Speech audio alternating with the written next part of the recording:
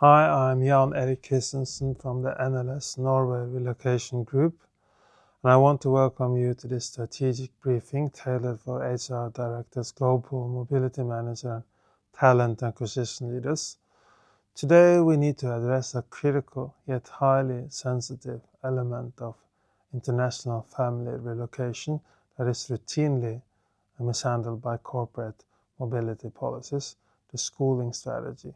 When recruiting top-tier executive talent with children to Oslo, Stavanger, or Bergen, the standard HR playbook is almost entirely reactive. You secure the candidate, look at the ages of the children, and immediately offer to cover the tuition at the local international school. It feels like the safest, most premium benefit you can offer. It is a globally recognized curriculum. It operates in English and it promises minimal disruption for their children. However, I'm here to warn you that treating the international school as the automatic default for every global hire is a massive strategic blind spot.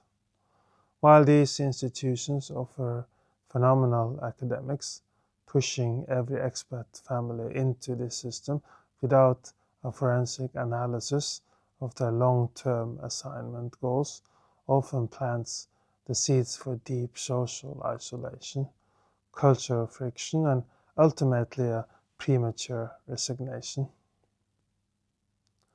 The first hidden risk of the international school default is the creation of the expat parallel society. International schools in Norway, by their very nature, form tightly knit communities of foreign nationals. While this is comforting in the first 6 months, it rapidly becomes a trap. When a family chooses this route, the children and by extension the parents are structurally removed from the local Norwegian neighborhood rhythm. They do not walk to the local school with the kids next door. They do not join the hyper-local neighborhood sports clubs or idrettslag. Most importantly, the parents miss out on the dugnad, the mandatory community volunteer work days. In Norway, the dugnad is not just about raking leaves or painting a fence. It is the ultimate unwritten networking event of Norwegian society. It is where you build trust with your neighbors, many of whom are local executives, hiring managers, and business leaders. By bypassing the local school system, the expat family entirely misses these informal integration touchpoints. They live in Norway, but they are not of Norway. When the dark, rainy November of their second year arrives, they realize they have no local support network, accelerating the integration fatigue that drives so many families back home. Secondly, the international school route severely cripples the family's Norwegian language acquisition. Children are the ultimate linguistic sponges and act as the primary cultural bridge for their parents. When children attend a local Norwegian public school, they become fluent within months. They bring the language, the local slang and the cultural nuances into the home, forcing the parents to engage with local media, school portals, and neighborhood parents in Norwegian. Conversely, an English-speaking school bubble acts as a linguistic shield. The family never feels the true necessity to learn Norwegian. As we know, a lack of local language skills places a hard ceiling on the primary executive's long-term corporate influence and makes it nearly impossible for the accompanying spouse to penetrate the local job market. However, simply throwing an executive's children into the Norwegian public system without intense coaching is equally dangerous due to what we call the Egalitarian Academic Shock. Norway's public education system is fiercely egalitarian. It prioritizes social equity, mental well-being, and outdoor life, friluftsliv, over hyper-competitive academics.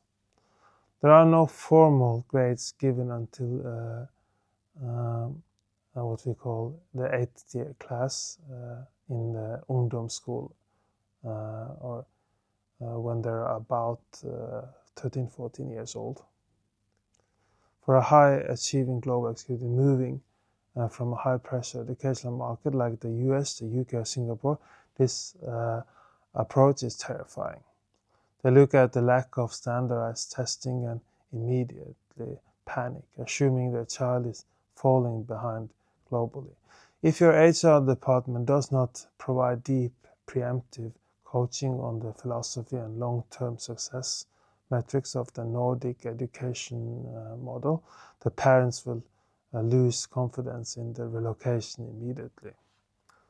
Furthermore, we must consider the assignment timeline. If your hire is on a strict 2-year rotational contract, an international school is absolutely the correct choice to maintain their home country curriculum.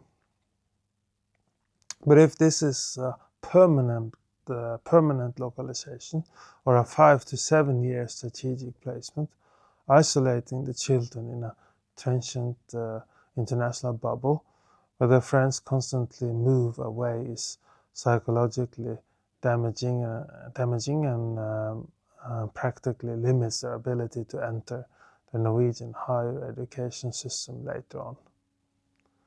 At NLS Norway Relocation Group, we help corporate mobility teams move away from the international school default and transition toward strategic educational consulting.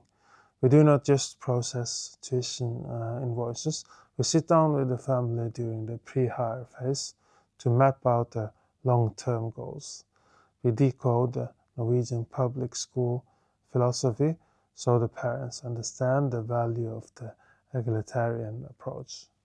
We help them evaluate bilingual options, access local neighborhood school zones, and ensure the educational choice aligns seamlessly with the company's retention timeline.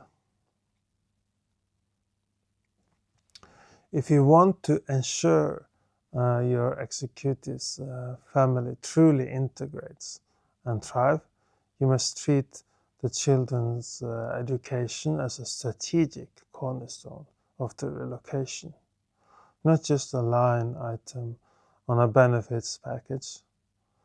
Let us help you navigate the Norwegian educational maze. Please visit our website at nlsnorwayrelocation.no, nlsnorwayrelocation.no, to learn how our comprehensive family integration solutions protect your global talent investments.